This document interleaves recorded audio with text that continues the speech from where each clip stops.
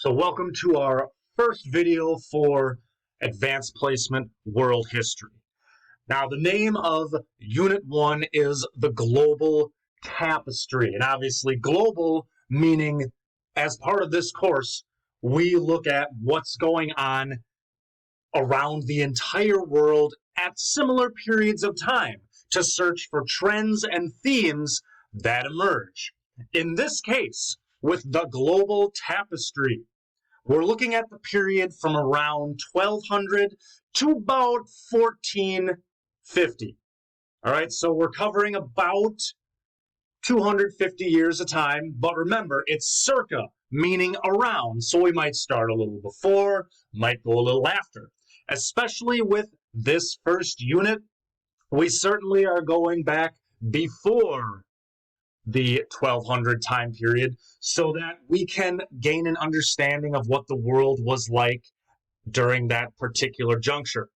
Now, the first unit is developments in East Asia during this time frame. Now, generally speaking, when you hear East Asia, you probably think of China. But keep in mind that East Asia usually involves China, it involves Japan, it involves Korea. Now, we also are going to include Vietnam only because we'll see that China does exert a pretty heavy influence on Vietnam, although geographically, they're more a part of Southeast Asia. Now, to start off, the image that you see on the screen is what we call the Mandate of Heaven. Now, China is run or governed by what's called the Mandate of Heaven, and it reinforces dynastic cycles. Now, what we mean by this, when we look at the top, a new dynasty is born and the new emperor makes changes to the government and other systems. There are other parts of the world that maybe have things called the divine right of kings, meaning kings get their power from the gods or God if it's a monotheistic culture. In China, the Mandate of Heaven exemplifies this idea that a ruling dynasty gets their right to rule from the gods. So the cosmos has the right to choose the rightful ruler. So a new dynasty will come to power, and it's different. You know, people, to an extent, if there's something that's new and different, it's shiny. We look at it. We like it. We'll give it a chance. So anytime throughout Chinese history, because by and large, this mandate that you see here is going to be what governs China for about 2,000 years. For 2,000 dynasties, emperors will claim the mandate. For 2,000 years, a new dynasty will rise. And then you can see the cycle here. Things are better. They begin to improve. The peasants are happy.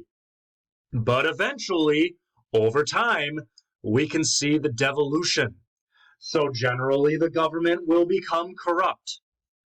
Famine, natural disasters like flooding. When you look at China, they have several very large, very long rivers, but they're prone to flooding, they're prone to shifting, which can disrupt the lives of millions of people.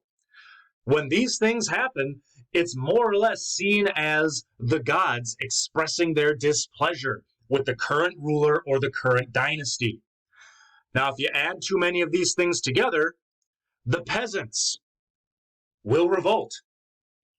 It's often viewed that the backbone of China is the rural peasantry. So if you've lost the peasants, you will lose the Mandate of Heaven.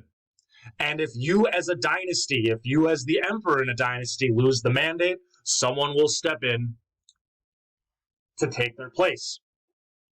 Now again, this Mandate of Heaven is going to represent what we call a continuity. Continuity meaning continuous. You can look at different periods of time in Chinese history. There'll be different emperors, there'll be different dynasties, but the mandate will remain. That's why we call it a continuity. Now, the first dynasty that we take a look at as a part of China is the Song Dynasty. That's why we have Song China Continuities. And again, they officially came to power well before our first era. In this unit, it's 1200 to 1450. They were in power about 200 years, 250 years before that. But this gives you an idea of where the Song were in power, so to speak. This gives you the outline of modern China.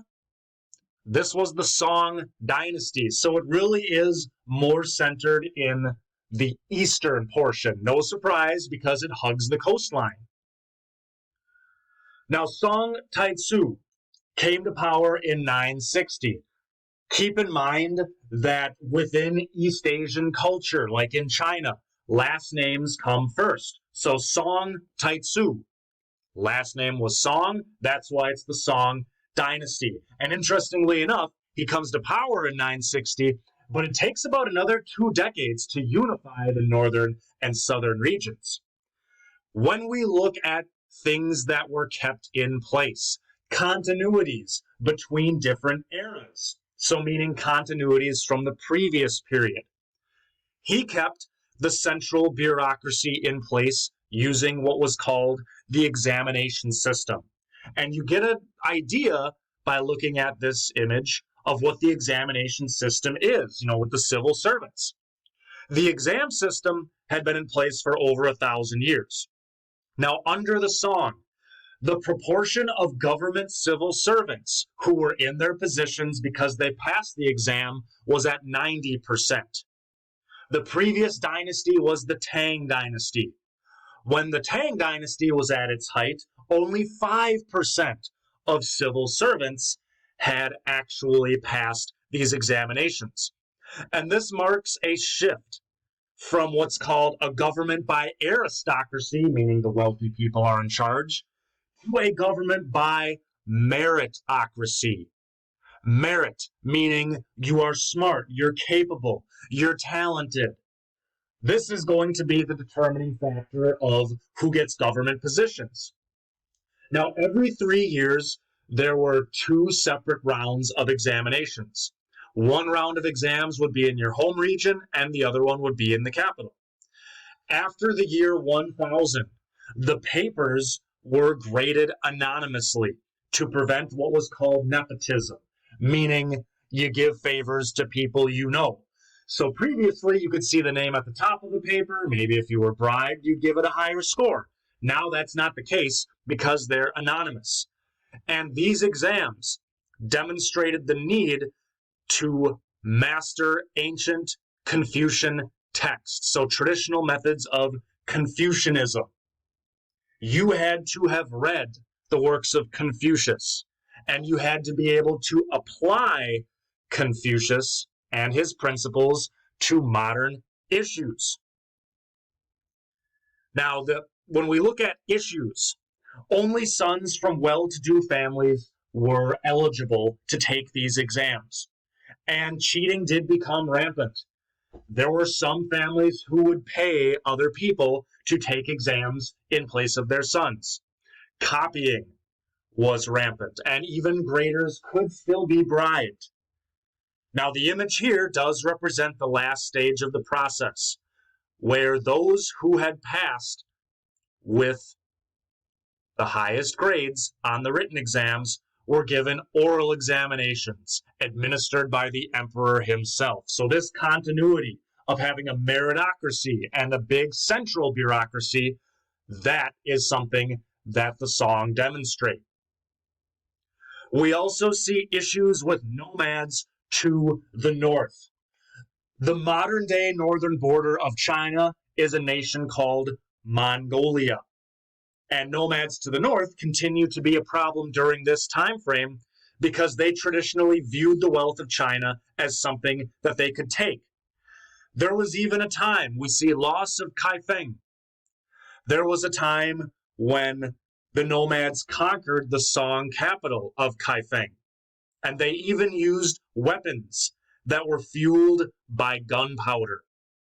We see the formula here for gunpowder. That's an innovation of the Chinese. And fireworks were the initial use of gunpowder.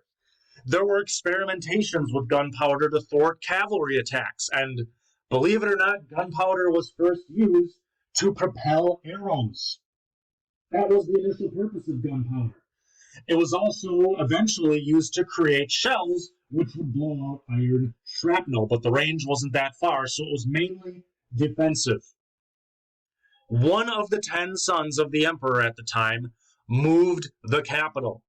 So we do see that the issues of the nomads are a continuity, but now we see rule from the south. And the capital was moved to Huangzhou to link the Song with the economic centers of the south and east.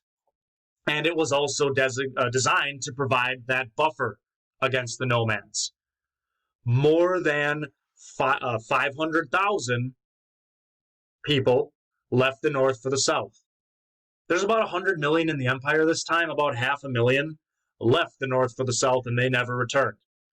This marked the first time that a Chinese capital had ever been south of the Changjiang River, one of the mighty rivers of China. So a continuity of dealing with nomads leads to a change where the government center of the Chinese will shift.